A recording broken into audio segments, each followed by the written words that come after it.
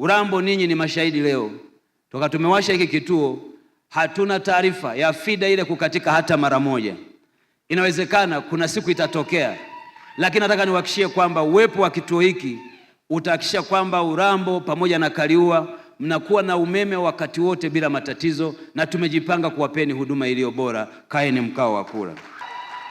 Uamuzi wa kujenga kituo hiki uliofanywa na serikali hapa Urambo ni moja ya jitihada nyingi za serikali za kutokomeza matatizo ya umeme hapa nchini. Hivyo utaifanya Tabora kunufaika na huduma ya umeme na Tabora kuwa chanzo cha umeme kwa mikoa miwili mikubwa. Hivyo utaifanya Tabora kunufaika na huduma ya umeme na Tabora kuwa chanzo cha umeme kwa mikoa miwili mikubwa. Niambiwa hapa kuwa tunaendelea kujenga laini nyingine itakayotoka hapa Urambo iende Nguruka mpaka Kidawe, zaidi ya kilomita 395.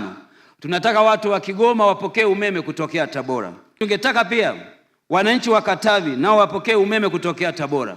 Ndio maana mnaona baada ya kutoka Tabora kuna kituo cha Ipole, kitoka Ipole unakwenda Inyonga, kutoka Inyonga unakwenda Mpanda, kilomita 385 tunakamilisha, na tunakusudia itakapofika mwezi wa 5 mwishoni, kwa sababu tulikuwa tumeahidi mwezi wa 12 mwaka wa jana kwamba tutapeleka gridi ya taifa Katavi. Tulikwama kwa sababu kubwa mbili. Sababu ya kwanza, hali ya hewa, mnajua mvua ziliongezeka zikafanya kazi ya ujenzi chelewe. Lakini la pili, ilibidi tuimarishe kituo chetu cha Shinyanga kwa kuongeza transformer nyingine mahali tunakopokelea umeme kwa ajili ya mikoa hii.